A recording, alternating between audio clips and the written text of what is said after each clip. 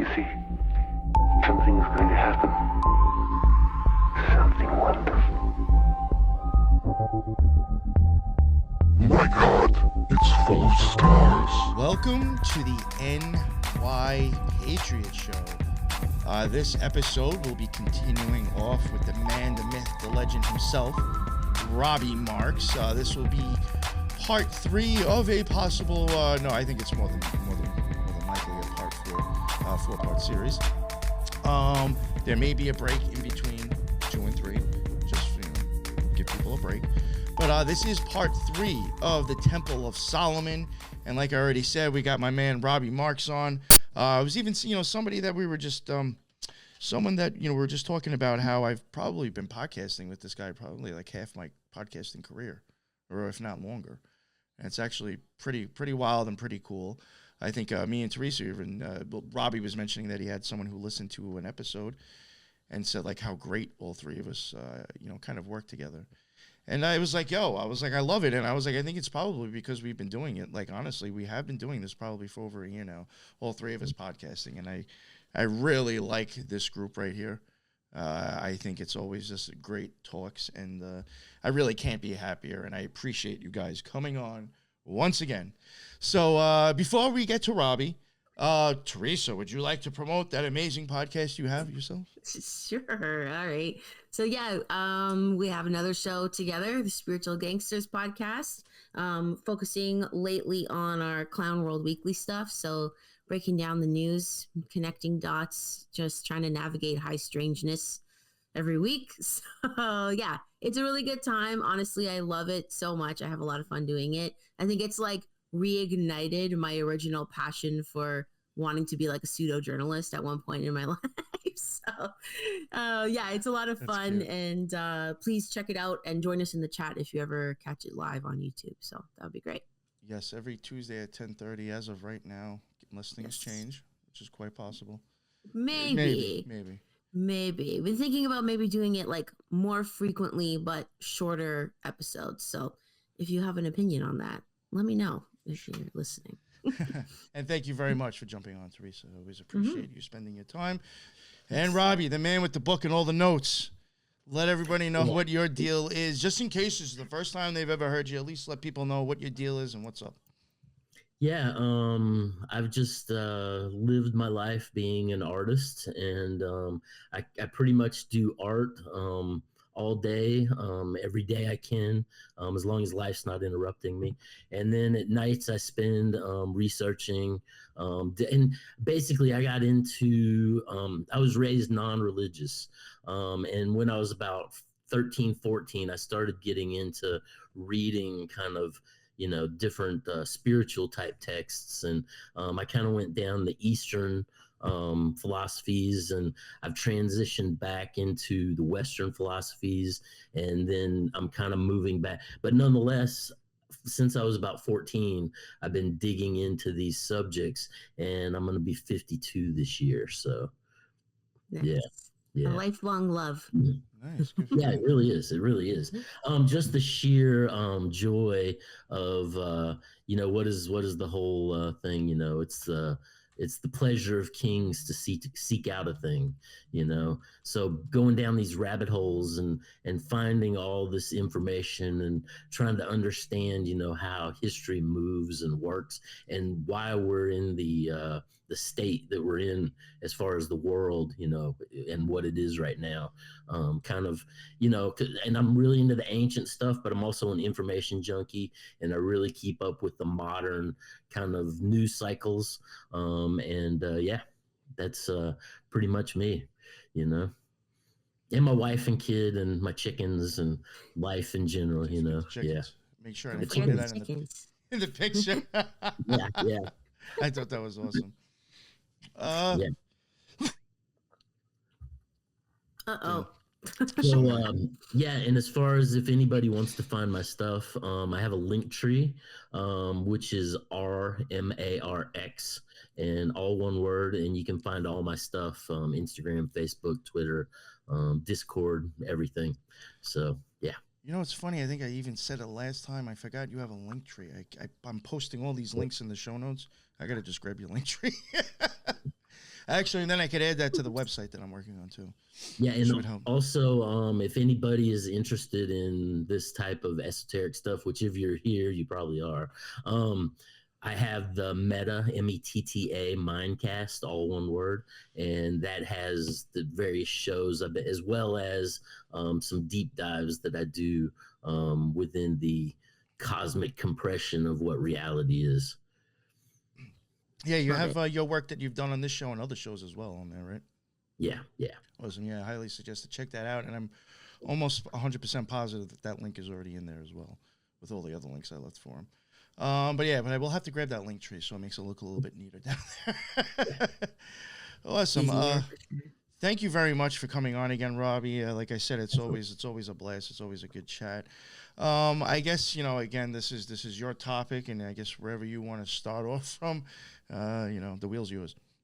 Yes. So last time we were talking about Solomon, and after we got off the show, I was really thinking about it. And one of the things I forgot to mention was that when you get into the personification of who King Solomon was, right?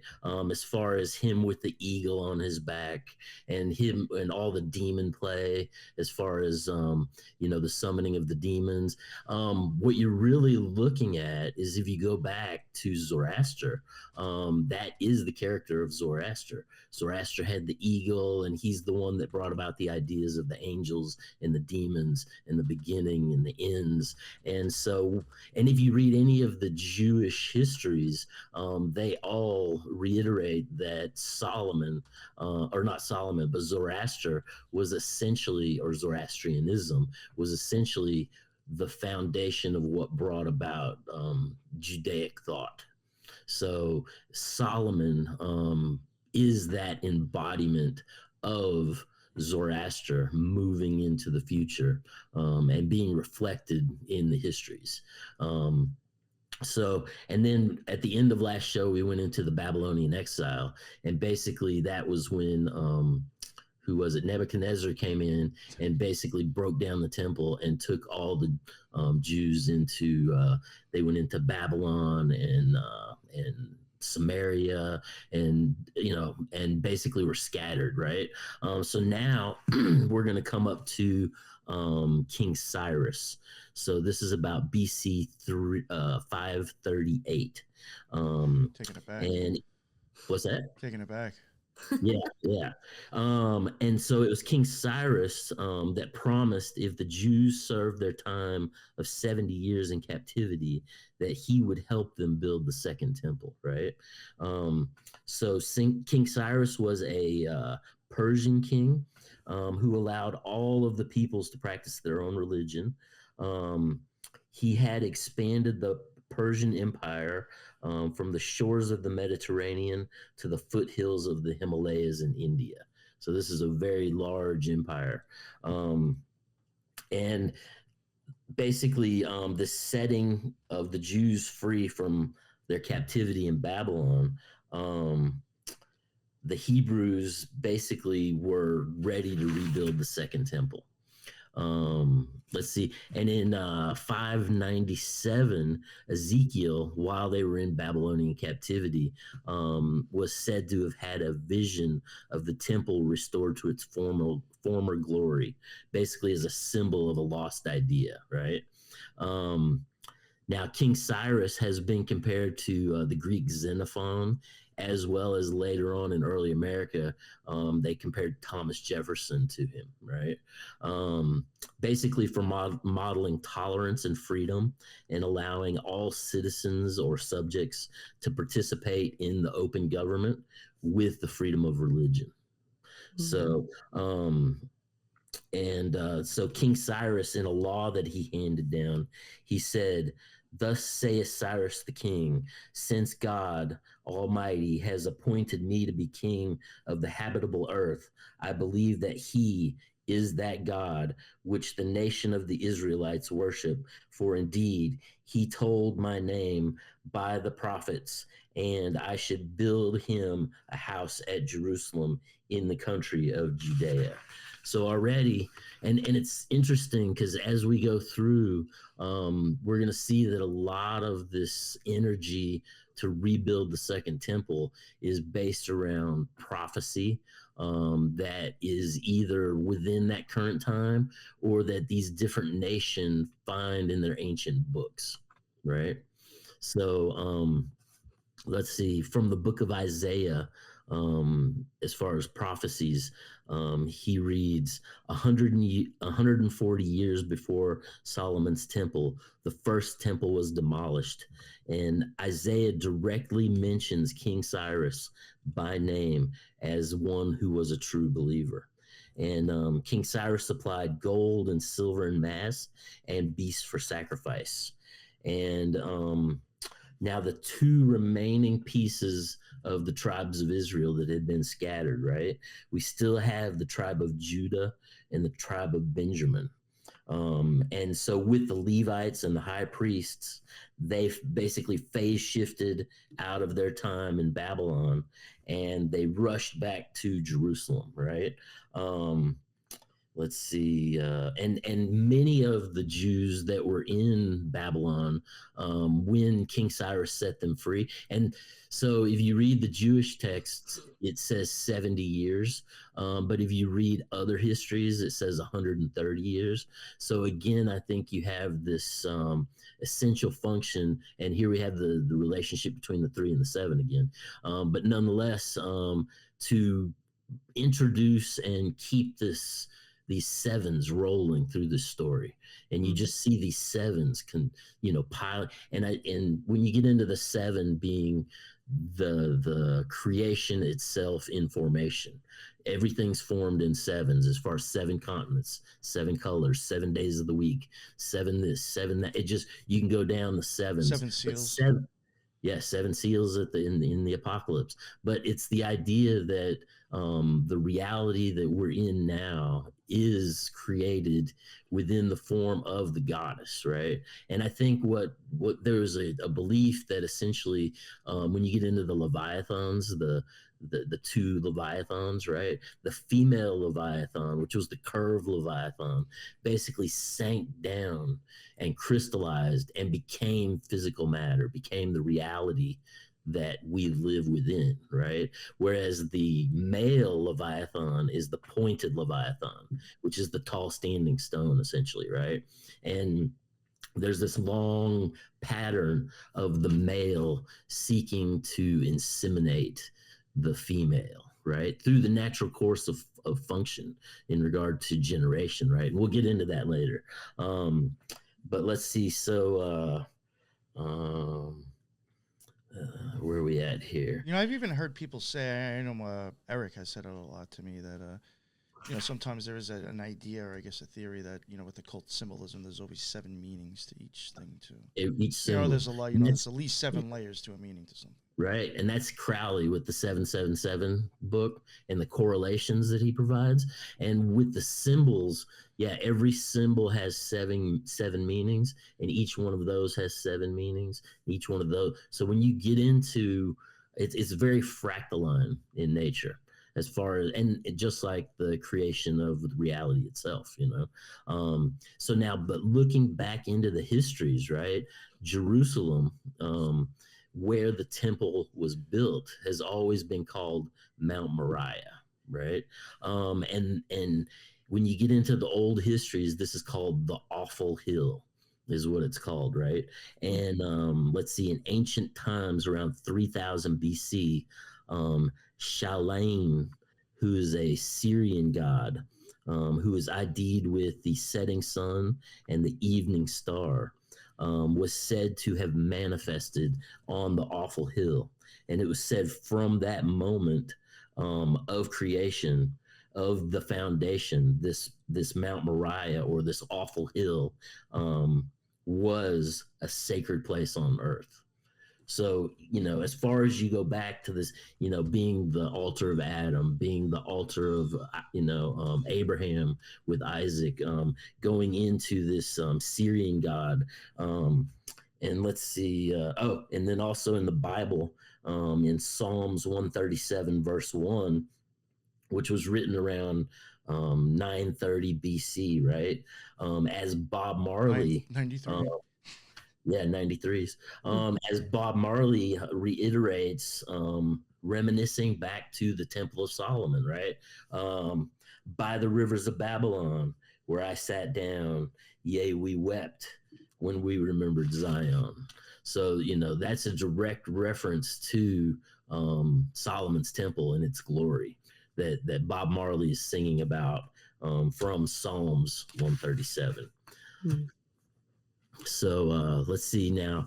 In 568 BC, which in the Hebrew calendar would be 3,466. Basically, the Hebrew calendar is a 6,000-year calendar. King Cyrus in rebuilding the temple marked the return of the Jews to Jerusalem with vessels of gold, brass, and silver that Nebuchadnezzar had pillaged. And let's see, for the Jews to rebuild on the same place as it was before. He sent edifices of polished stone, one from their own country, to rebuild the temple 60 cubits high, with the same in depth and the same in width. So 666, right? As far as a cube. And that's just like when you get into the Kaaba stone,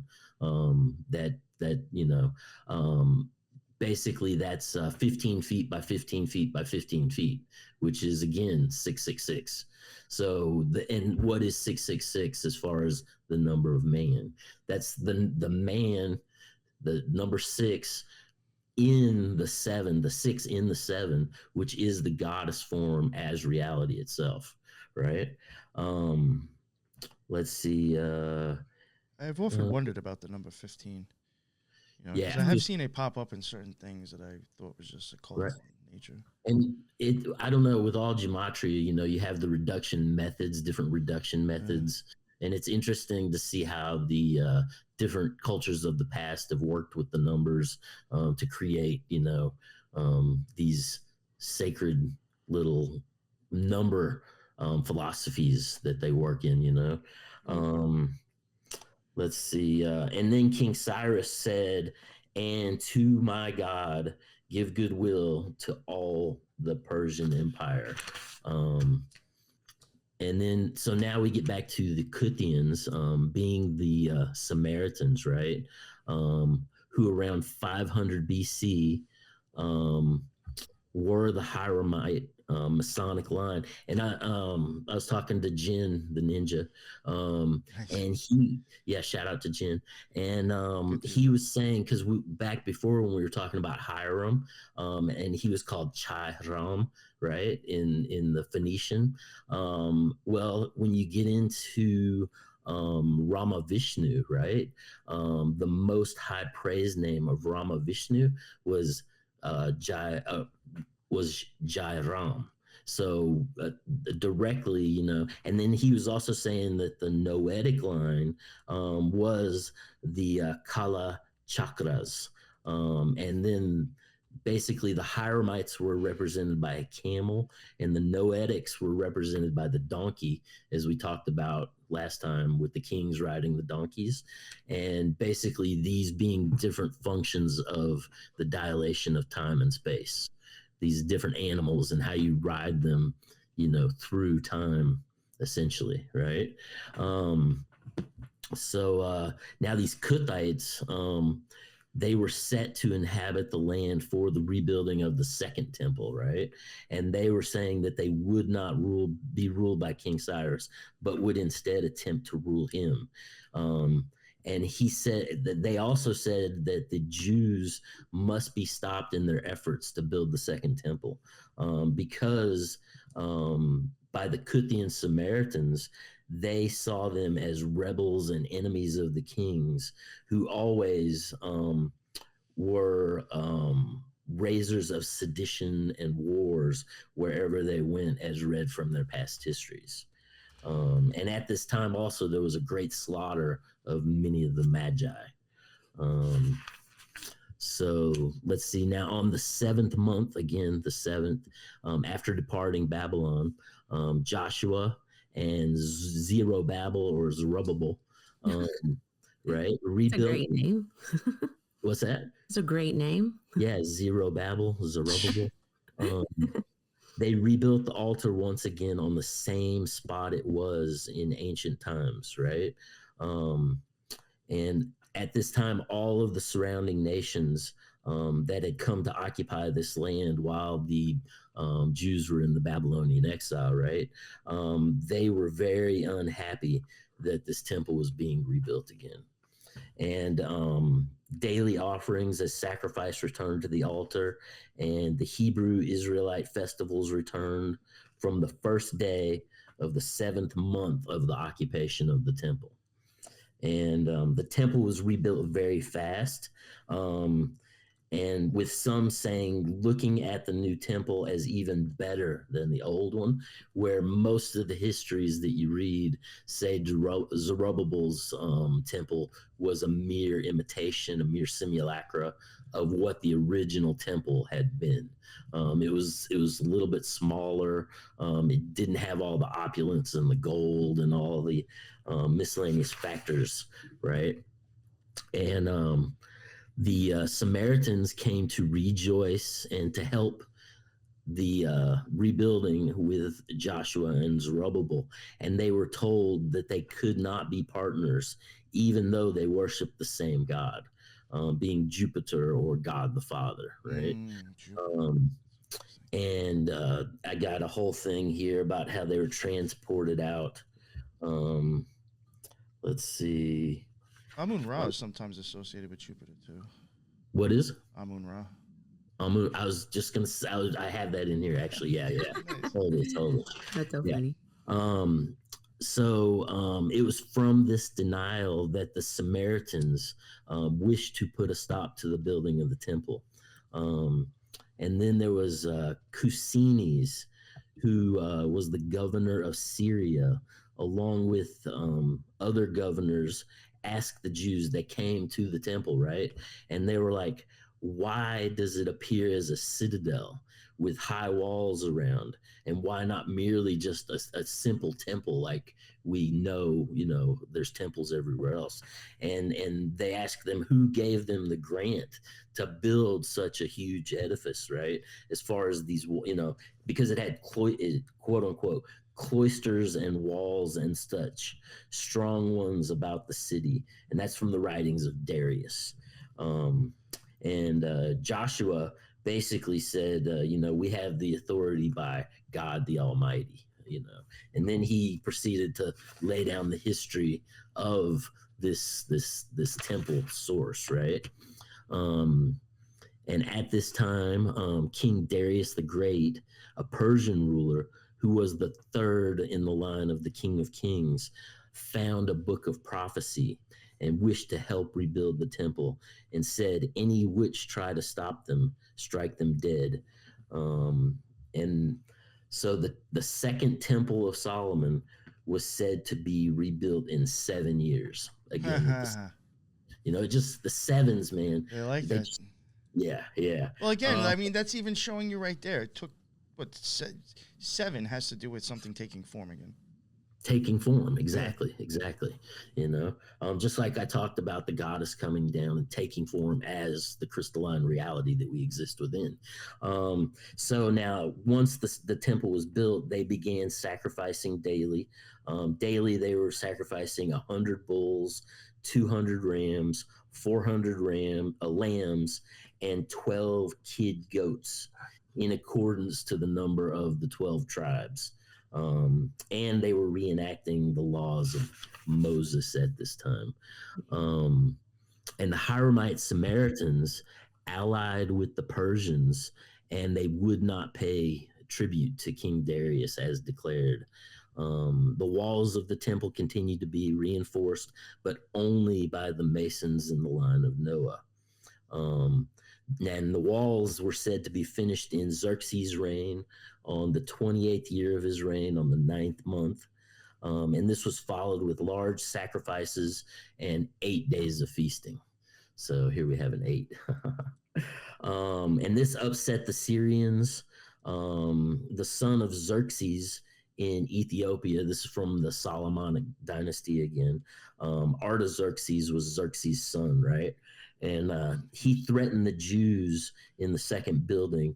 And Artaxerxes put a decree to destroy the Jewish nation and the temple, and stated that they were outside of the line and against the ancient Solomonic dynasty, right? So now here we get to Esther in the Bible. Esther was the wife of Artaxerxes, right? In the Solomonic line, right? And let's see. And I did find some stuff that Esther was married to Xerxes. And then once Xerxes died, she married Artaxerxes. So again, you see this pattern of the mother marrying the son, and it has to do with dynastic lines and projection of the Godhead through reality, right? So now Esther, within the Scottish Free Rite Masonry, is the second degree of it's within the Eastern Stars, the second degree of the American Adaptive Rite of Eastern Star. It was called the degree of wives. And in ceremonies, it comprises the history of Esther, wife and queen of Artaxerxes, king of Prussia, as related in the book of Esther. And Esther was said to have ruled over a harem of 400 virgins that were all consecrated as priestesses. And every day she would send one of these virgins to Artaxerxes for prophecy, I would assume. Many of the eunuchs were crushed out. And at one point, there's a story where Esther essentially faints, right? And Artaxerxes gives Esther his scepter of power, right? So she will not be afraid. And this is much like the Queen of England giving the Parliament her scepter of power, you know, and very much same thing in Canada, same thing in New Zealand, same thing. But if the Queen were to ever take this the scepter of power back, which she has done in a few cases, and reshuffled the Parliament, and then she gives it back to him. But this power, the scepter of power we're seeing, goes all the way back into 425 BC here at least.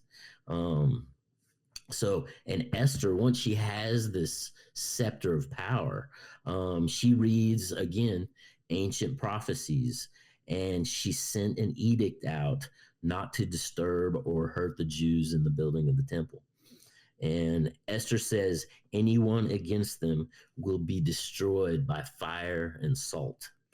And in this time, circumcision was rapidly spreading because of what the text said was the fear of the Jews. So, and there was a battle. Go ahead. No, I said, damn, okay. Yeah. Wow. So there was a battle, and 75,000 of the enemies of the Jews were slain on the 13th day of that month. And those in Shoshana feasted on the 14th day, which Josephus says became one of the celebrated feast days of the Jews.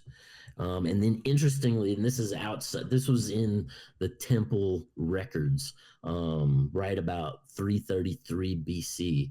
And it's kind of an anomalous thing that I just couldn't pass it up because it's very strange. But the records from the temple state that a character named Jesus argued with John in the temple, and John killed Jesus inside the temple, right? What? In 333 BC? Yep, 333 BC. And this John was punished for 7 years. That's all it said. I find it interesting how you got a John and a Jesus. Like I have said John before, and a Jesus. I yeah. mean, even going back to I mentioned Amun-Ra and Jupiter before. I mean, there's something up with that J. I mean, I've even said I do think that going the by upward and the downward. Occult symbolism, I honestly thought Joe Biden was going to win just because he had the J over The Donald J, Trump. yeah. I said, Well, you see those it's the J in the downward function and the P in the upward function. And basically you'll see different kings, pharaohs, gods holding these curved symbols upward or downward. Yes, yeah. And It's true, yeah. called the jar or the par, and it's basically directing energies. I have thought Again, like the word even patter because of the P. Is P, that even yeah. something like That's a reflection of a higher arc of the J or something? It's up. It's pointing up. Yeah, and the J is pointing down. So I interesting. even thought like that's even kind of on the hook. Like even like, you know, the fish is caught with that J. Oh yeah. Well, and it's just like you see birds flying up or fish swimming down along the same type of symbolism, right? So now we get to 332 BC. Alexander the Great comes into Jerusalem after conquering Gaza, and this is essentially when Rome is coming in and starting to control over the Eastern Mediterranean. And the Samaritans at this time, they went to Alexander the Great and they confessed to Alexander that they were the true Jews. And Alexander didn't believe them and sent them away. Right. So he's like, I don't care. Go away. Yeah. Let me drink from my lead cup some more. Yeah. So now in 301 BC, Ptolemy, who there's the whole Ptolemaic dynasty, which were a Greek dynasty from a general who was possibly half brothers with Alexander the Great. And Alexander the Great left him in Egypt, and he basically took over Egypt. And this was the Ptolemaic dynasty, right? Or the Ptolemies, basically. So Ptolemy, he comes into Jerusalem and Judea, and by deceit and treachery, he carries many Jewish captives and planting them in Egypt. And this is also in the time of Cleopatra, giving them the same rights as citizens to watch over these ancient places.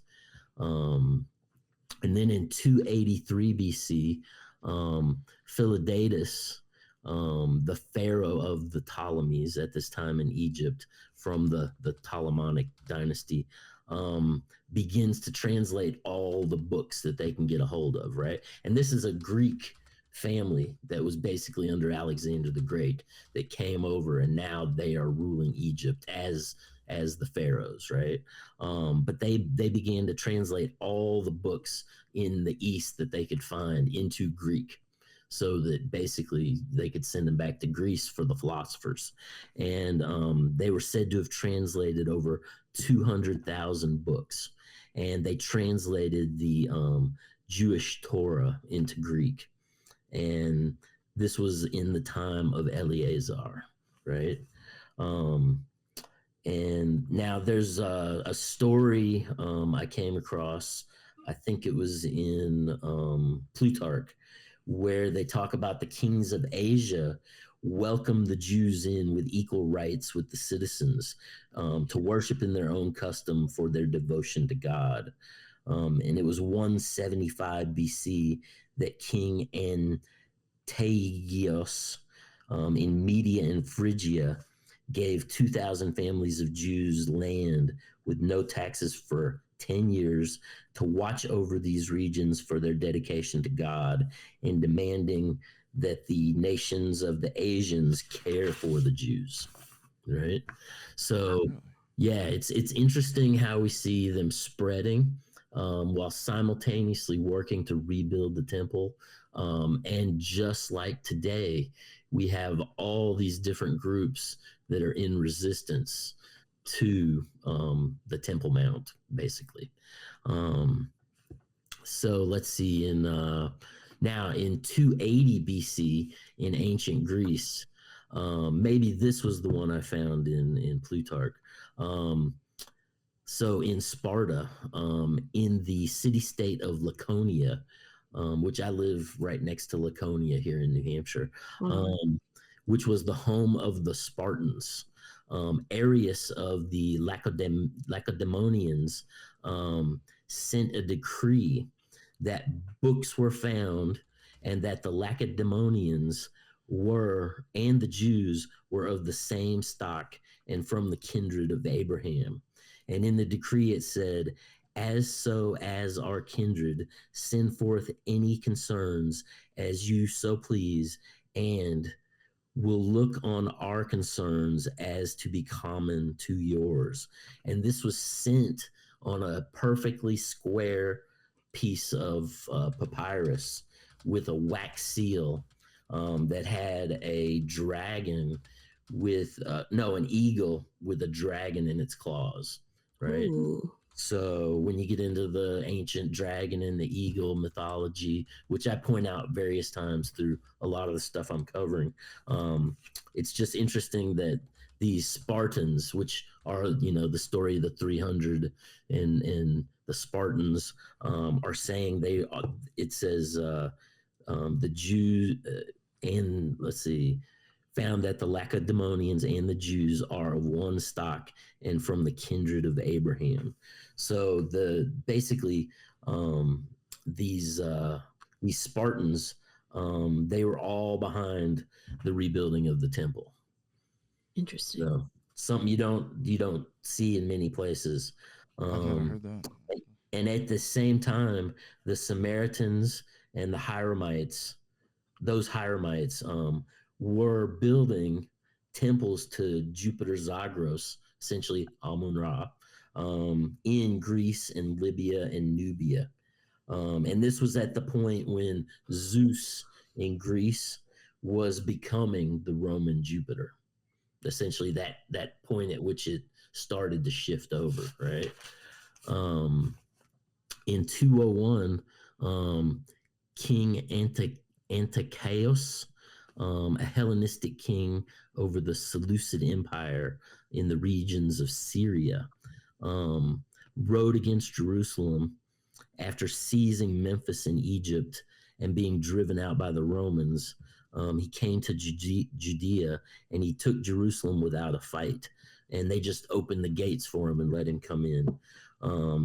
He slew many and plundered the city, leaving the temple bare, taking the secret treasures and returning to Antioch. And in this raid, he took over 10,000 slaves. He slew swine upon the altars as an insult. He raised idols from his land in every temple and village, which were essentially Zeus, Athena, Apollo, and Artemis. And he was sacrificing swine to them every day.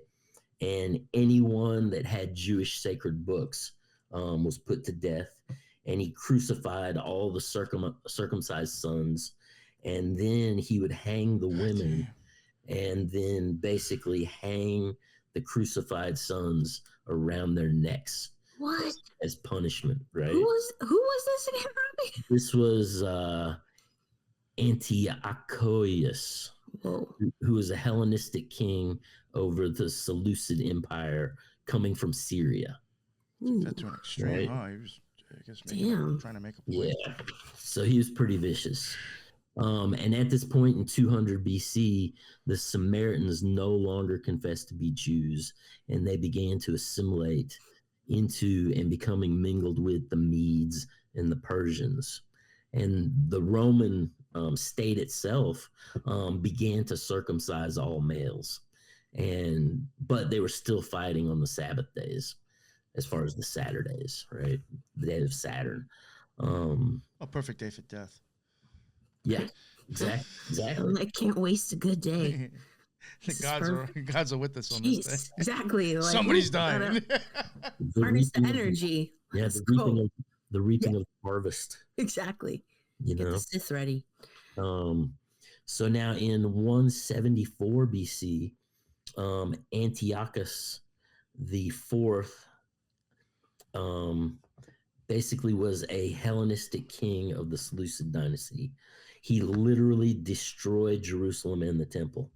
He sent in 40,000 foot soldiers and horsemen with a auxiliaries of Persians and renegade Jews. So any of the Jews that were falling outside of the temple system for being impure or having blemishes or any of the things that wouldn't allow them to participate in the temple system, there was sects of renegade Jews. And so the Romans were kind of picking these up into the military and using them against the temple system. Wow. Basically sending their own people in against them, right? Let's see. So Antiochus, he basically brought in merchants to bind the slaves caught to be sold, and they were paid in silver and gold per head for the Jews that were captured to be sold into slavery. And so the Jews decided to fight them in an unusual way, right? Okay. And so they basically all took off their clothes and they ran out into the battlefield naked. And kind of the armies didn't want to fight them being naked. And so they kind of won the day, that day at least, you know. That's interesting. Psychological tactic freaked them out. Oh, I'm surprised those Spartans, I think, used to fight naked sometimes. Sometimes, yeah. Oh, exactly. So maybe they were taking up the. They're like, we're just gonna go with our Spartan brothers since here. They got the decree from the Spartans, they're like, these guys fight naked. Come on. Yeah, exactly. You know? So now after this attack, it basically left the temple empty and polluted. But the temple was hung with many growing plants, and a new altar was built again to replace the polluted altar that had all the swine blood on it, right? And after 3 years of being empty, the new altar was dedicated on the same day it had stopped. And this was the festival of Hanukkah. The festival of lights began at this point. This was the first Hanukkah. With an 8-day feast in 164 BC. What the heck? So, and then the surrounding nations again rose up against Jerusalem to stop the new temple from being rebuilt. Gilead rose against Jerusalem. In Ephron, they would not let the migrating Jews that were coming back in from the different points in Babylon, and basically. The Jews slew all of the men in Ephron that were blocking their way and basically marched over masses of bodies to get back to Jerusalem. Again, very Spartan. Yeah. Right? Yeah. Jeez. And at this point, because of all the chaos and the Roman Empire coming in, the Jews sent their own senators into Rome to seek assistance. Because they were being attacked essentially on all sides, right? Rome, instead of helping, sent garrisons of renegade Jews who would murder those going to sacrifice in the temple, right? And again, the temple was sieged by Antiochus, who enlarged his army after that last defeat with the nakedness going on, and he sent all of the Jews out of the city naked as a result of his taking the temple again. And Antigonus, seeing how strong the walls were, he demanded that all the walls of the temple be disassembled and taken down. And the Jews were very afraid this might be the end of their kingdom. And this is at the same point in history. Around 83 BC, we have Virgil being born. And Virgil was the first one in his writings to announce the new order of the ages, basically the New World Order, right? So this is about the time of the origin of the idea of the New World Order coming about, right? Virgil is also responsible for Annuit Coepitus, which we see on the dollar bill, right? As well as Novus Ordo Seclorum. So Virgil's the guy that came up with both of the sayings that are on the $1 bill wrapped around that pyramid with the Eye of Providence. So, that's really interesting. Yeah. And I came across somebody that was like, I can't remember who it was. I don't know if it's somebody I'm covering. It might have even been something I left out because I was just like, oh, there wasn't much about this guy. But there was like somebody that was like a big fan and like learned a lot from that guy, Virgil. Oh, I love Virgil's writings. And I had no idea that his stuff was associated with the dollar bill. Oh, yeah. And the New World Order. Yeah. You know? I wish I could remember who it was now. I was just like, I'm not sure who this dude is. So there was prophecies of the coming God King, which by the Sibylline prophecy that people believe was referring to Jesus. Virgil also has a prophecy that's quoted by many authors through time. Even Philip K. Dick quotes him in the same prophecy. But this is believed to be a prophecy of the coming of Jesus as well. I'll read it here. It says, "Now the last age of the Cumane prophecy begins. The great roll call of the centuries is born anew. Now virgin justice returns and Saturn's reign. A new race descends from the heavens above. Only favor the child who's born, pure Lucina, under whom the first age of iron shall end, and a golden race rise up throughout the world. Now your Apollo reigns." Wow. Yeah. Intense. And that's from the Eclogues of Virgil. That's the 4th Eclogue, and it was written about 40 BC.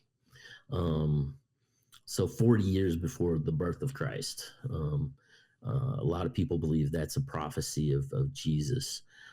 So now in circa 60 BC, for all my glass blowing friends out there, we have the oldest recorded glass blowing coming from Jerusalem. Really? Showing up, and later on, if you Google it, most of the source documents on Google will say that it showed up in Sidon and Babylon around 27 BC. But in the histories, I found glass blowing as early as mentioned around 60 BC.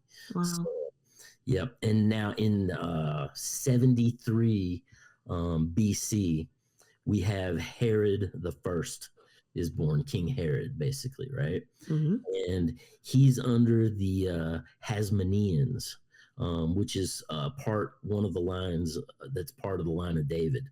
And Herod's father, King Herod, he would become King Herod. Herod's father was a sort of a prime minister for the Hasmoneans, who were the Maccabees, basically, right? Herod's family were from an Edomite tribe who were forcibly converted to Judaism by the Maccabees some 100 years earlier at the point of a sword, basically around 140 BC. And Herod's mother was from Petra in Jordan, where we would see the rise of Muhammad. And Muhammad's grandfather was an avid worshiper in Petra. So Herod was king of Bethlehem and Jerusalem from 37 BC to 4 BC. And the Jews of the temple saw him as an imposter king of Jerusalem because he was an Arab, essentially, right?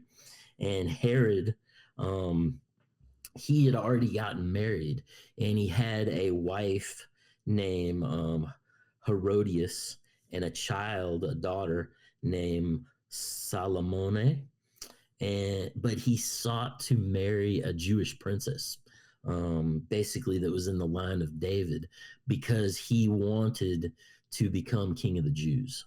Yeah, like legitimize his rule or something. Legitimize his rule, right? Yeah. So basically, he sends his wife and his daughter into exile, right? And just basically cuts them out of the picture. And he makes an agreement and is betrothed to his second wife, which is Mariamne, Mariamne, who is a Hasmonean princess, right? And she's betrothed to him at the age of 12. Okay. So, Oh And when they eventually, after he sends his wife off and they eventually get married, she hated Herod. She couldn't stand him. She kind of existed and dwelled in this state of depression and misery, but she bore him 4 children. And I found some places that there was a 5th child that drowned at a young age after being sent to be educated in Rome. And later on, there'll be 3 brothers that take over the rule, even though the histories say he had 2 sons and 2 daughters. So this 5th son, interestingly enough, 2 of his sons are named after like regional type names, and his 3rd son is Philip. So I almost feel like kind of stands out, right? Yeah, I almost feel like maybe they took a Roman kid and sent him in, and as one of the rulers over Judea, essentially later on down the road. But nonetheless, the number of children, it varies 4 to 5, 3 sons, 2 sons. It just, depending on where you look, right? So let's see, his sons were Alexandros and Artobulus, and the 2 daughters were Salomisos and Cyprios. And now King Herod, was on a first name basis with Gaius Julius Caesar Augusta, basically. So Julius Caesar, right? And which is where we get our month of July from, Julius Caesar, right? Mm-hmm. And Plutarch tells us, I've been deep in Plutarch lately in his live series, but he tells us that Herod's children went to stay with Caesar for whole seasons at a time, having their own rooms in Caesar's palace. What? Yeah. So Herod and his family, marrying into this, into the line of David through this Hasmonean princess, being on a first name with Caesar, his children in the palace. He was really being groomed to basically be the king of Jerusalem, as the basically controlling arm of Rome, right? So and Caesar even gave Herod the highest honor of the Roman state, basically recognizing him as tetrarch, as the governor of one of the 4 divisions or country or provinces of Jerusalem and the temple. Now Herod had Mark Antony, who we know is in a romance with Cleopatra, right? Mark Antony was Herod's advocate in the Senate, and basically facilitated whatever he needed for Jerusalem, being directly, in contact, being one of Caesar's best friends, basically, right? And as the tetrarch of Jerusalem, it was said that Herod could not be king of the Jews, but with his marriage to Mariamne, his son Alexandros could. Right? So now Herod, he highly overtaxed the people of Jerusalem, and in the rebuilding of the temple, Herod is seen as one of the most prolific builders in all the histories, right? He did a massive rebuild and expansion on the Second Temple. The earliest temple records we have come from Josephus, compiled about 200 AD, from the Mishnah, which is the oral Torah of the Jewish faith. So this was basically before the Torah was written down. They conveyed it through chanting and song, and let's see, and came in the building and sacrifice records of the Mishnah. The New Temple also, or the New Testament also supplies us with a lot of information on Herod's temple. But Herod doubled the size of the pre-existing walls, encompassing 36 acres, which is essentially 24 football fields. The Western Wall, where we see all these global leaders going with their yarmulkes and basically putting prayers into the cracks of the walls. Yep. This was part of Herod's expansion. Wow, I didn't know that. Yeah. That's crazy. And it was that Western Wall is a retaining wall for the Temple Mount, which is why it's still there, because if they took it down, the Temple Mount would essentially come down. In the Damn southeast. mounds. What's up with those mounds? What's up with the mound? The mounds. There's always like a The mound involved. mounds, man. It's always that. Well, that's the high places.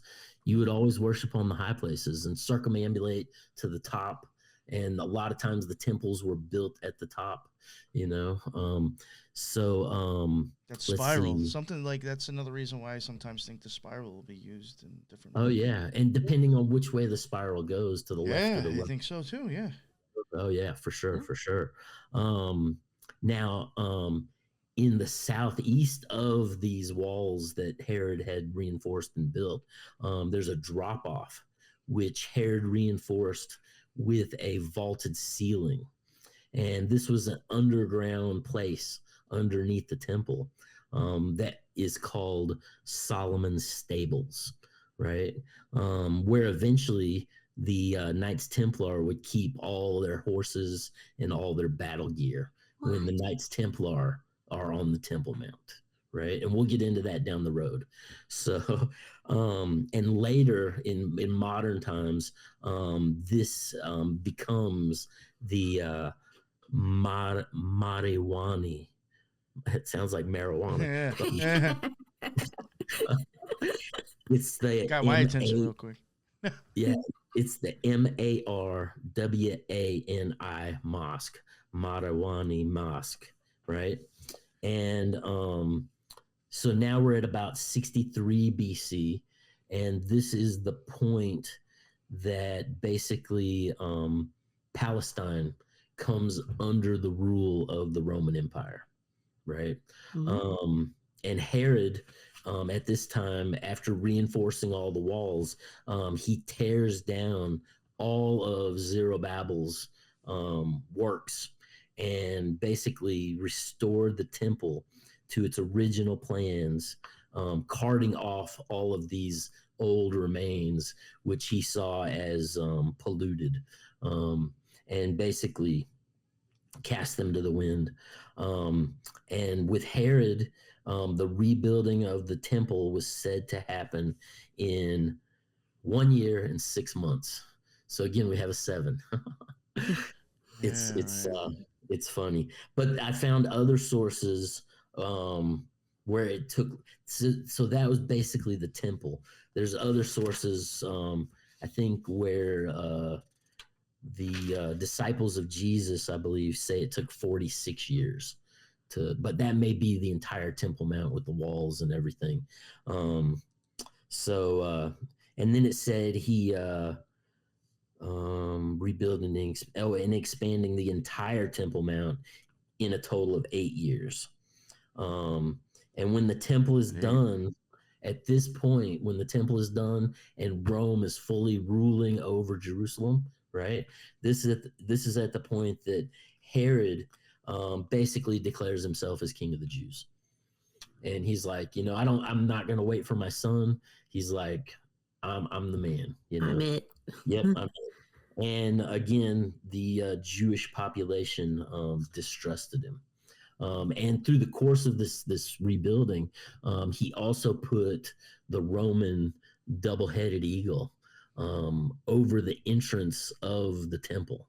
So as all the people were going into the temple to sacrifice, they had to walk under the Roman double eagle. They didn't like that. They did not like that. Yeah. Jeez. And we'll get into that here in a little bit. Now, Cleopatra, who was the queen of the Ptolemaic kingdom of Egypt, and I got into the Ptolemies, talking about their relation to Alexander the Great. Cleopatra sent a letter to Mark Antony to basically kill Herod. she's like, kill him, because as Egypt, we want to come in and we want to rule Jerusalem, right? So and now we get to 44 BC, and it was during the Ides, the Ides of March, which we all know about, when Julius Caesar was basically slain by the senators and Brutus, and at this point, Herod loses his direct connection to the Roman Empire, right? And Mark Antony also at this point, it's when he eats poison and dies in the arms of Cleopatra. Basically, because what ends up happening is let's see, because Mark Antony at this point becomes an enemy of the state, because he had always been against Octavius. Yeah, he was like really close with Caesar. Right. And Octavius was the great nephew of Julius Caesar.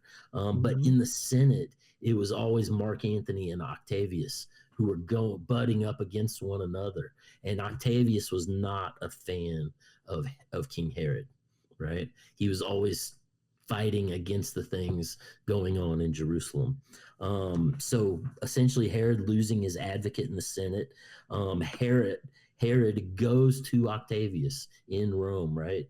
And he dresses in plebeian clothes, basically just normal, garments. So he does no opulence at all.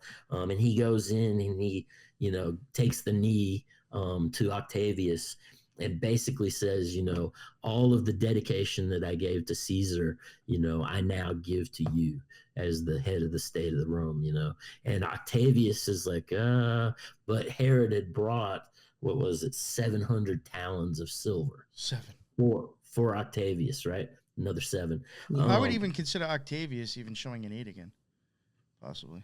Oh yeah, yeah. I mean, you are getting 8 a lot, and I do wonder if that's like something to do with kind of why the magician card has a not an 8, but the infinity. So the 8th month is August, and August comes from Octavius. Yes, Octavius is where we get the 8th month being August. So there's a direct 8 correlation there as well. Yeah, because he then became known as Caesar Augustus. Correct. So and Octavius accepted the silver. Basically, I read some stuff about the coffers were a little bit empty, so it was good to take the silver in to refresh the coffers.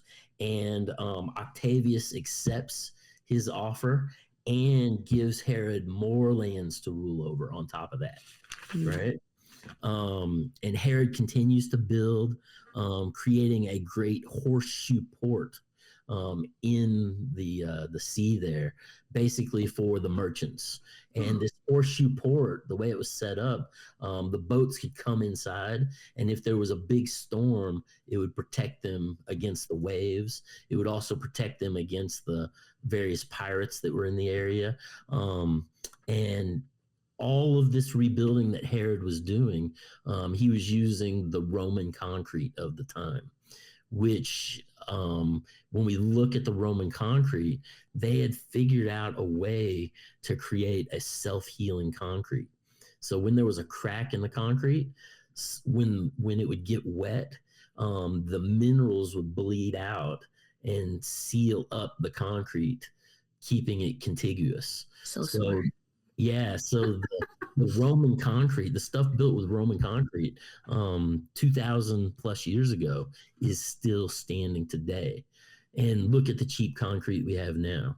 You almost have to think it's like a Keynesian work project as far as just keeping people working, so there'll be jobs. But it's just interesting. So, and Herod did things that they say not even modern engineers would attempt to do on cliff walls and just a lot of the things that he built. But like they said, he was one of the, and there was even some that said that the buildings that he put that as far as Jerusalem and the seaport should be considered one of the great wonders of the world. So just as far as the scale, So this built up the Gentile and the merchant population around Jerusalem, right? And it was said at this time that Jerusalem was Caesar's city, while the Temple Mount was God's city, right? And at this same time, the Samaritans were said to have been found with their own version of the 5 books of Moses that were different from the Hebrew 5 books of Moses, being the Torah. So the Samaritans basically have their own, which I think relates into Masonic philosophy in regard to the rebuilding of the Masons through Rosicrucianism into the foundation of the Masons later on, carrying those sacred mysteries, into present time, essentially. It almost even sounds a little bit like a Philosopher's Stone type of thing, too. Yeah. Like a transmutation is. Yeah. But you're still dealing with the stone. And a lot of this stuff, it gets down to like Osiris and Set. Which side of the story do you want to read? As far as the 30-Year War, when I was digging into the 30-Year War, everything that I found was from the Western perspective. And finally, I found Schiller's 30-Year War, which is from the German perspective. So with all these stories, the victor writes the histories. So if you can find both sides of the story and compare and contrast, it will lead you to a more cohesive understanding. Now Herod, claiming to be king of the Jews at this point, right? He was not allowed inside of the temple, right? Okay. He was treated grandly when visiting, but had to stay in the court of the Gentiles, as the Jews alone could enter by the eastern gate. And now, after 10 years married to this Miriam, Herod's rivals, basically he was in fear of the Hasmonean dynasty because he was just distrusted by everybody. So even the family he had married into started to turn against him, right? And so he just went in and basically executed all the prominent members of the Hasmonean dynasty, including his wife. Now, some of the histories say that she strangled herself and killed herself. But some of the histories say that he basically assassinated her, right? Kaiser Soze. Kaiser Soze, right? Yo, right? Yes. Oh man. I mean, it's, the further back you go and look at all this stuff, man, it's all just gangster, So, Yes. so let's see. Now, after this mass execution within the Hasmonean family, Herod became even more despotic. And then Herod took his wife Miriam that he had killed, right? And he preserved her in a barrel of honey, right? And he kept her hidden underneath the temple, in the tunnels under Jerusalem, right? And they would say he would go down there every night and basically commune with her, and spend time with her. And some even said to continue their relationship. God. So, but supposedly he kept her down under the city for 7 years. So Sounds like some Psycho or Texas Chainsaw Massacre type fucking story. yeah, man, yeah. And then what he did was he brought his original wife back with his son, right? And basically this was Doris and Antipater. And with all the plotting that was going on, Doris and Antipater were implicated in a lot of the stuff that Solomon was doing as far as the plots and the despotic activity. And his son Antipater was executed. And Doris, his first wife, was once again banished from the court and exiled from the city. God damn. Right? I know, right? So now Herod, at this point, getting into his 70s, he starts to get sick. And modern science basically believe that he got some sort of a kidney disease and basically kind of went crazy because of all the pain and the pollution of the blood. And, so Herod begins to go out of his mind at this point, right? He's having stomach and bowel problems. They said that his flesh was decaying on his body, that he had gangrene of the scrotum, right? And he had, I know, man. And he had intestinal worms, and he at one point tried to kill himself with a fruit knife, like a blunt knife, because he was in pain, right? Bro, try again. This is very, very King Henry VIII. Like banish the wife, like how you banished like Queen Catherine and Mary, and then brings them back, and then he's like falling apart and like going mentally insane. This is the karma, I guess. Well, it's funny how, consistently through all these histories, you just see the insanity of these elite class when they get into power, and the despotism and and all the wrath always coming back on them sevenfold. He didn't even mean to do that, probably. Didn't even mean to. So that was good. So now once he becomes sick, King Herod is relocated to Jericho in his sickness, right? And once he's moved out of the city to Jericho, the Jewish students in the temple, they go out and they tear down that Roman eagle, right? And basically protesting against, symbolically representing the end of King Herod and his foreign rule over Jerusalem. But nonetheless, Herod hears about it, and he orders the execution of all the students and the teachers in the temple system, which is carried out. So, what I found interesting, and just I guess it was just like a brain fart that I had. You mentioned like Jericho, and it's like, I've mentioned this before. Jericho is like Jericho Highway or whatever it's called. It's like 2 minutes from my house, and there's a Jericho on Long Island. There's a Mount Sinai on Long Island. There's a Babylon on Long Island. It's just like, there's a lot of like weird Bible names like for towns on fucking Long Island.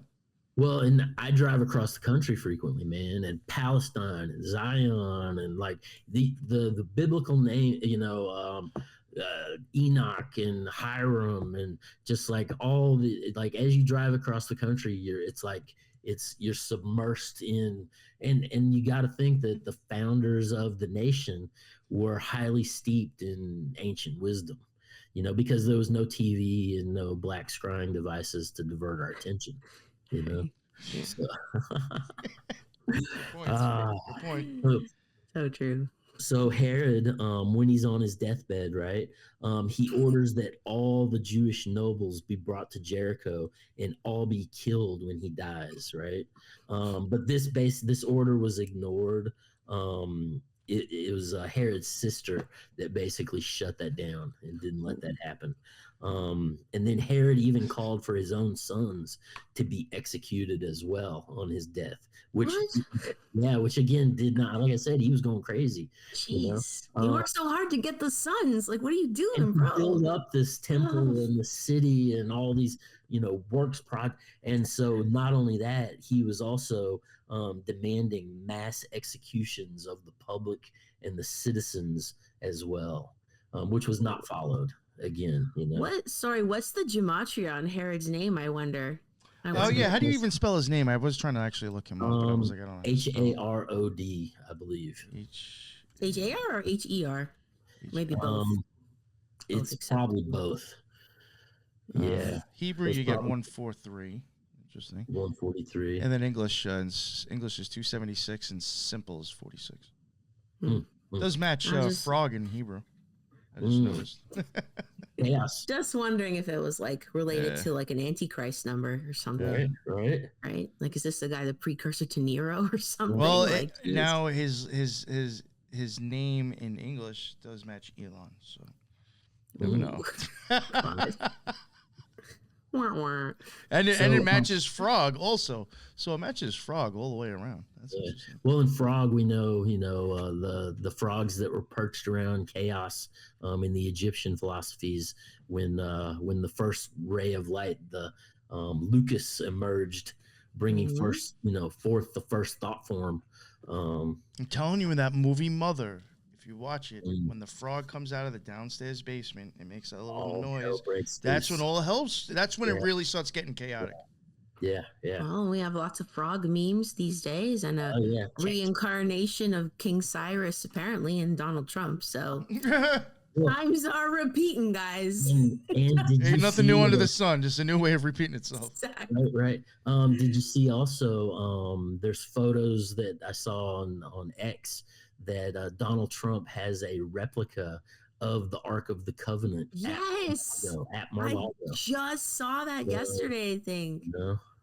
Going I back to was the like, Temple oh. of Solomon once again. All this stuff goes back to this temple, man. And we covered on Clown World yesterday that he was quoted as saying, "If you're not for Israel, we don't want you in our country." Right. I believe it. These are the modern Israelites, the modern warriors of Yahweh. Well, look at the week before that. We covered him where people were like putting their hands on him practically. Yeah. They think he's like the new, second coming of Christ, basically. Right. Some religious. Like trying to touch the hem of the Messiah. Oh, God. Wow. Yeah. Whew. So now at this point, King Herod's three sons. Here again, we're back to three sons.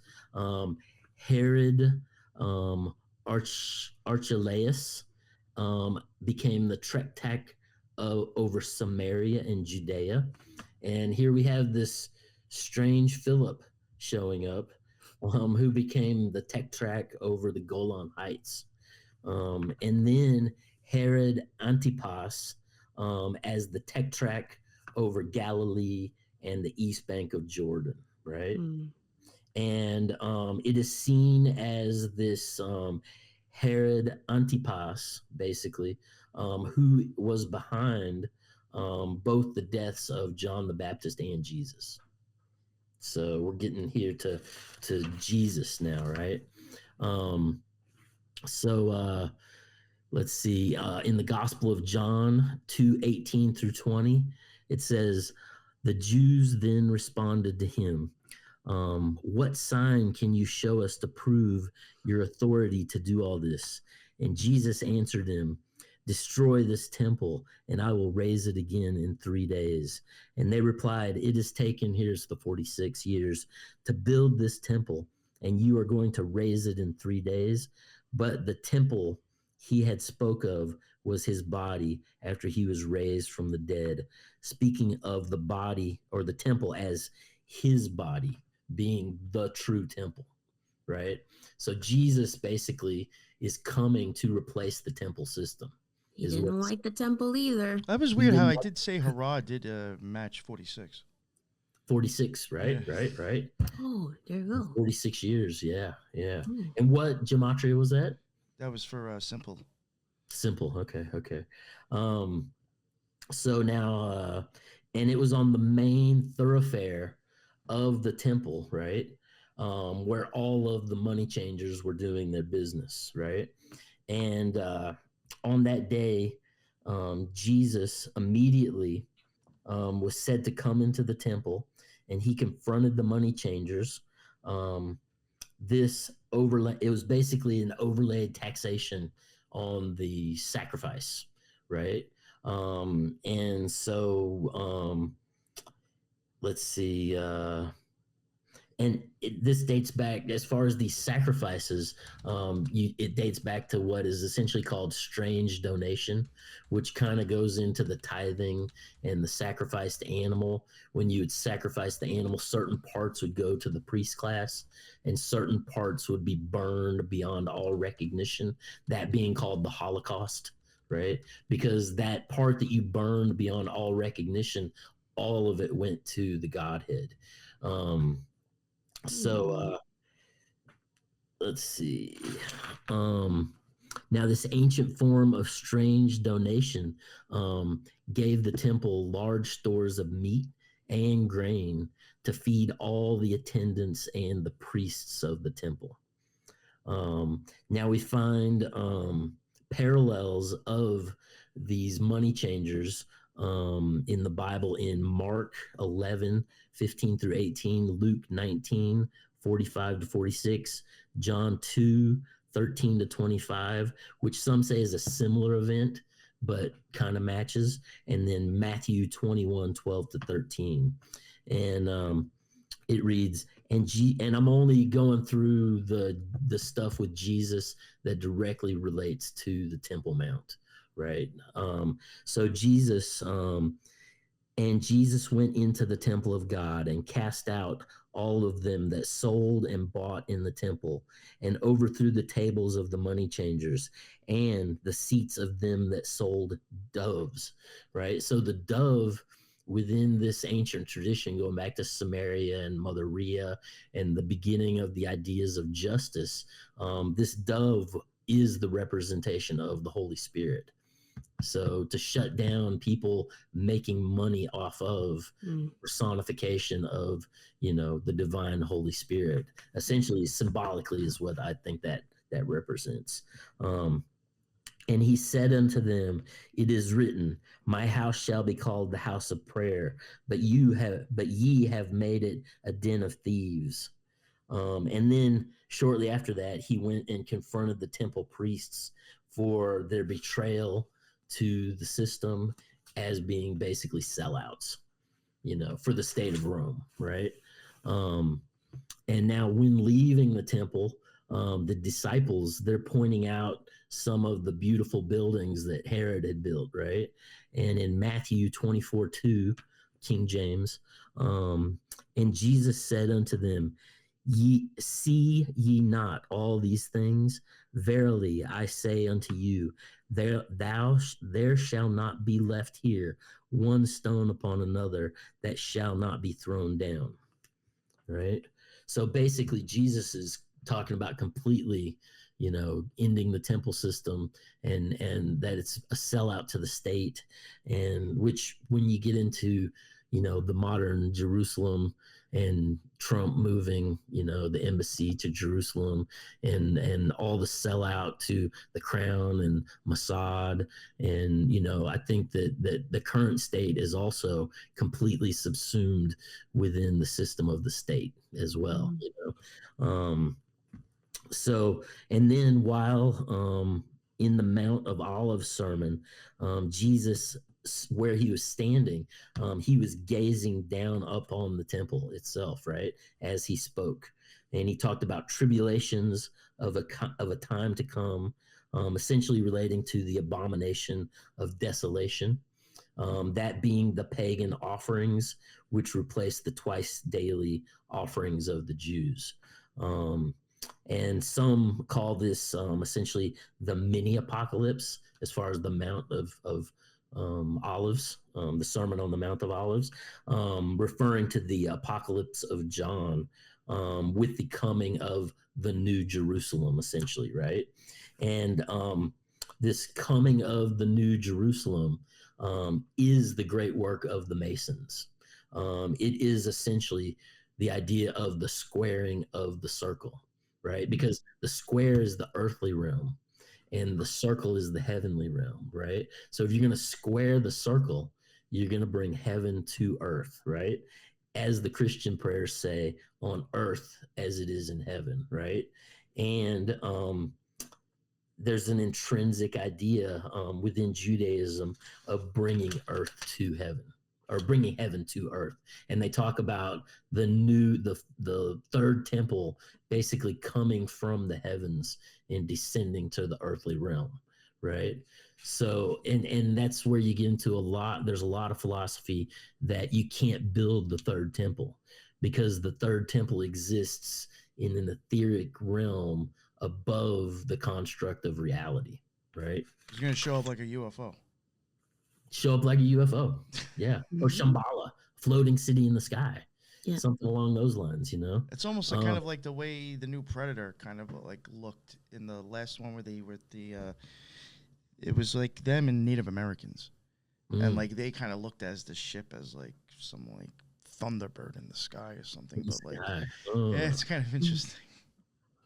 Interesting. So now, as a result of these activities of Jesus, he was arrested and brought before the Sanhedrin, right? Which essentially the Sanhedrin is the Council of Moses. And it was made up of Talmudic clerics and Pharisees, wise men, right? Now, the Pharisees were a Jewish social movement against the state of Rome, right? And it was basically a school of thought, which after the fall of the temple became the foundation for the liturgical and rabbinical basis of modern rabbinical Judaism, right? And it was brought about by the Roman conquest and the rising Hellenism which was favored by the Sadducees, right? The Sadducees were all behind Rome coming in and doing this, while the Pharisees were against the state of Rome being involved in Jerusalem and the temple, right? But the Sadducees were the upper class, essentially, right? And they only recognized the written Torah, whereas the Pharisees, who are the Mosaic authority, right? They still believed in the living revelation of prophecies and oral Torah and the resurrection of the dead, essentially, right? Which is what Jesus did with Lazarus, right? And Nicodemus, he was one of the Pharisees that basically believed in Jesus, right? And he said, Jesus is a teacher sent from God, right? So now this Sanhedrin of these Talmudic clerics and these Pharisees, they basically brought Jesus in what was, if you look at a lot of the research, it seemed to be basically a kangaroo court. There was 27 violations of the law that were broken to send Jesus to his death. Let's see. And at this time also, the state of Rome had taken away from the Sanhedrin the authority to put people to death. Right. Yep. So, let's see. And the law, as far as within the Torah or within the Talmud, says that there can only be one high priest over the Sanhedrin, right? Like in the times of Moses.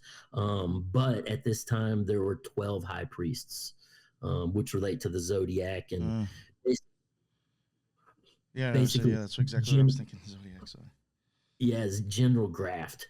So you had all these people in this high position for power, you know, like we have now, this authoritative administrative class that seems to be rising above the working class, you know, making, 10 to 100 times more. So, and in the Sanhedrin basically sentenced Jesus to death 4 separate times, right? And through all of this process, they never provided one single witness to speak against him, which was against also the laws of the Talmud, right? Because you have to have 2 witnesses that corroborate a story to. So the reasons that they sentenced him to death was because 1, he had healed the blind, 2, he had raised Lazarus from the dead. Let's see, the Seder Passover, he had given the first communion of the blood and the flesh, right? And then the 4th was his talking of rebuilding the temple in the 3 days. So these were the crimes that basically were against Jesus. And the Apostle Paul had warned the Sanhedrin that opposing the disciples of Jesus could prove to be tantamount to opposing God, right? So I have some stuff here about all the different names, but one of the names of the high priest was the Kohen Harash, which is the anointed priest, originating with Aaron being the first priest, to Moses. The Sanhedrin consisted of 70 individuals with the one high priest, but we have 12 high priests, right? Which would make 82 instead of 71. But you're supposed to have 3 Levites, 3 judges, and 64 wise men. And at this point, they handed Jesus over to Pontius Pilate, right? Who took him to Herod Antipas, right? King Herod II, the younger Herod. And Antipas was pleased to see Jesus at the time after what he had heard of all the different miracles and the things going on that he was doing. And Antipas was hoping that he would show him a miracle, right? And but through his questioning, Jesus remained silent and didn't say anything. And so Herod, Herod gave him back to Pilate, basically to be sent to be crucified, right? And then there's the whole story of Herod, and he has the public basically decide who should be killed. So basically, where this crucifixion took place was on Mount Moriah, right? So again, this same terrible, quote unquote, terrible hill, right? That is the altar of Adam. That is the altar of Abraham. That was the threshing floor that became the Solomon's temple. Now also has the crucifixion of Jesus. That way we always get Mariah Carey for fucking Christmas. No, I looked up the spelling. It's different. Moriah. But in The Hobbit and Lord of the Rings, there's Mount Moriah. Which is where they keep the treasure. The dwarves have all their gold, and the dragon lives there, and it's a whole thing. Yeah. Yep. Interesting. That does tie in extensively. Yeah. Tolkien was a big fan of JC. So. Yeah. Did I pass that? No, not yet. Okay. So now Jesus. Oh, here we go. So. Yeah, let me go back to this point here. I got this kind of out. Okay, so now we're going to go, basically, this is a history that we find in the Bible that we can't find documented anywhere else. Basically, in the Bible, the massacre of the innocents, right? In the nativity narrative of the Gospel of Matthew, in which Herod the Great orders the execution of all male children who are under 2. And this is considered in Christianity, this massacre of the innocents is considered to be the first Christian martyrs. Yeah, right? they're actually the first saints in the Catholic Church as well. Right, Yeah. right. Yeah.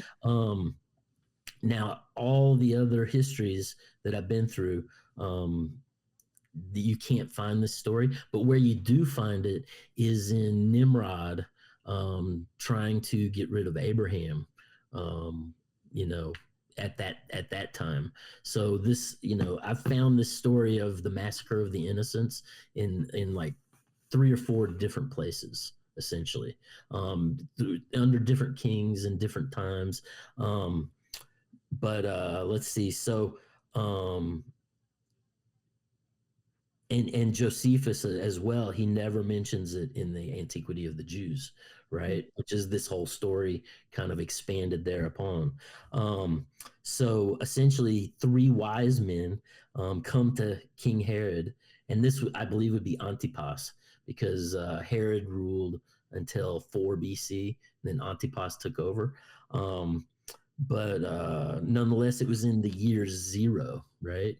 And again, the Romans didn't use the 0 in their Roman numerology because they thought that it represented the chaos of the divine feminine, and they saw it as a polluted number.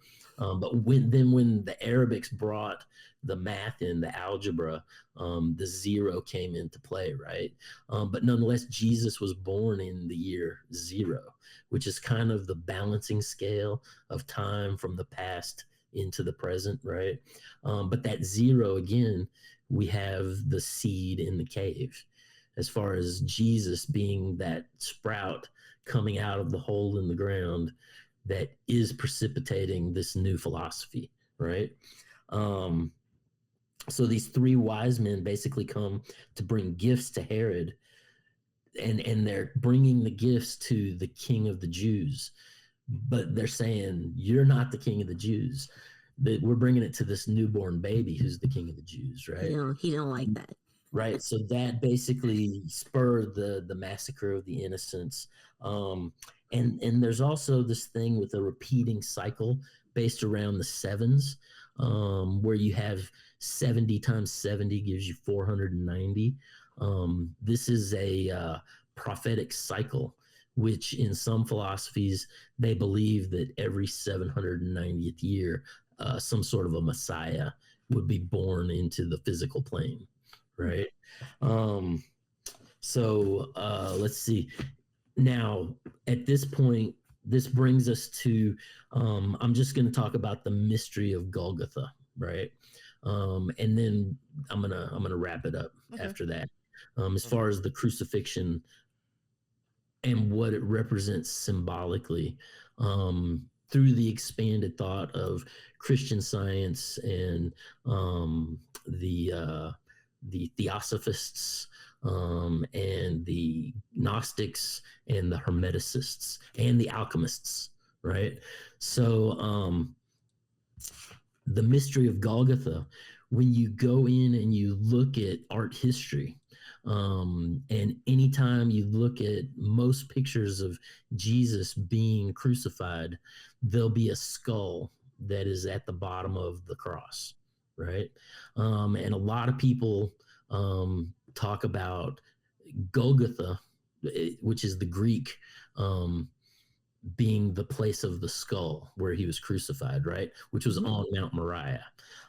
So let's see, it says, and they took Jesus and led him away, and he, bearing his cross, went forth into a place called the place of the skull, which is called in the Hebrew Golgotha, where they crucified him, and two others with him on either side, one on either side, and Jesus in the midst, right? And so through the slow course of this turning, of this expanding story of these messiahs coming about, right? Jesus became and took authority over all the energies which had been ruling over the human incarnations in the physical world. Basically talking about the salt of the earth, right? The cross within the modern personification is the black cube that has been burst open, right? So we're basically taking this ancient philosophy of the black cube, going back to Nimrod, going back to, even with the Kaaba stone, and Jesus basically bursting this cube open and allowing us to not be trapped in the box. Right. And so essentially, Jesus becomes, he becomes the first blood, the final blood sacrifice, right? He becomes the Lord of Lords over all of the lords going back through time. He becomes the paschal lamb of Passover by being crucified on Passover. And then from John the Revelator, he says, I, Jesus, sent my angels to give you this testament for the churches. I am the root and the offspring of David, the bright and morning star, right? And if we look at the bright and morning star, right, basically that is Venus, right? And so you have the morning star and the evening star. And if you look at the symbol of the star of Venus, it's the 8-pointed star, right? And so that 8-pointed star was the star of Venus, the star of Ishtar, the star of Anana, the star of Mother Rhea, the star of this evolving goddess form, right? And when we translate that through at the point of Melchizedek blessing Abram, right, with the first sacrament, right, Melchizedek took on that star. The power of Melchizedek took on that star as his star, right, which became the Star of David. In the machinations of it, it was more elongated, and in the star of Ishtar Anana, going back to the goddess form. But when Melchizedek took that star form, it became the two squares overlapping one another, right? And then later, now that Jesus is basically saying, you know, I am the offspring of David and the bright and morning star, right? Also relating to Lucifer, that transmutes into two lines that connect in a different way. I have a painting of it up on my Etsy, but it's basically called the seal of the prophets, and Jesus is the final prophet, and this star, this 8-pointed star of the morning star, evening star, that creates the pentagram, right? As Venus moves around in the heavens, it creates that pentagram, which is the form of man, right? Both upright and turned on his head. So Jesus is taking this power and saying, I am the final seal. This is the seal of the prophets, this 8-pointed star, right? You know, I've noticed that a lot with Native Americans, having like an 8-pointed star.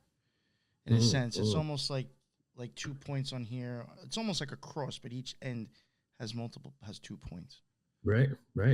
The Knights of Malta is also an 8-pointed cross. I was gonna wear it today. Yeah. But the chain was all tangled up. So. I mean, even when it comes to Native American symbolism, like we had Thrash on this show probably like almost 2 years ago now. There is I don't know what's the chicken or the egg, which one came first, but there is a lot of symbolism that I think is shared between Native Americans and occultists. A lot of they reuse each other's stuff if they know it or not. Well, and that's the idea of the perennial system, that this is all really just one system that has been like fractally expanding and changing through the course of the ages. Yeah, I think as people know or gather a better understanding, sometimes maybe they put their own little flair on it. Right. But I think it's all kind of, again, nothing new under the sun. We're just expanding on things that people knew from the past. Now, from the Stations of the Cross and their correlation with the labors of Hercules echoing out of the mystery schools, and just as humans seek to evolve into higher conscious forms, right? So also there's a belief that just as we can see the evolving form of a wrathful god of fire and brimstone in an alchemical manner, God morphing through his creation to an empathetic vibration. And in this manner, this astral form of eternity that is the unspoken name of Yad-He-Vad-He, those Elohim, created this avatar body to descend into the physical creation of the matrix that it had made, right?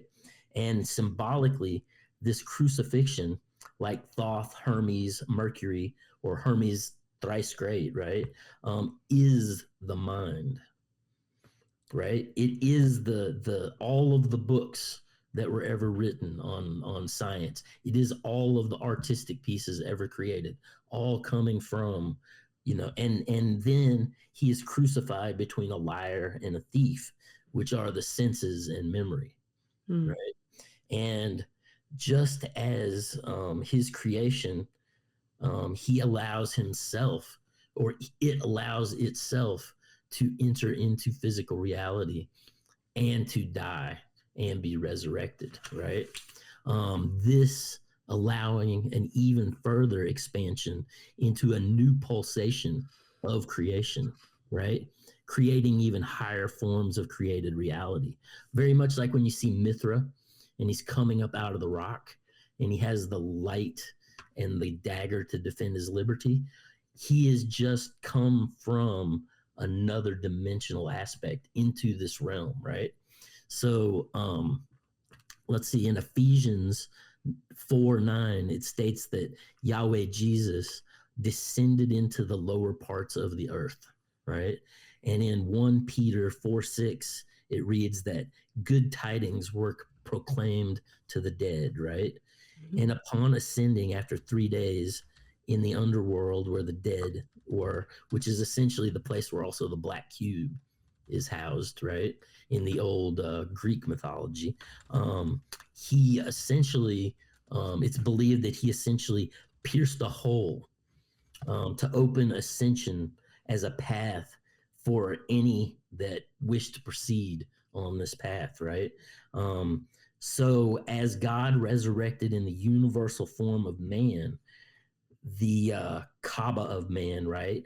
Now also by him doing this, it programs the divine form of the Kaaba of man in the heavens and allows all of us this door to ascend into the higher realms, right? Right.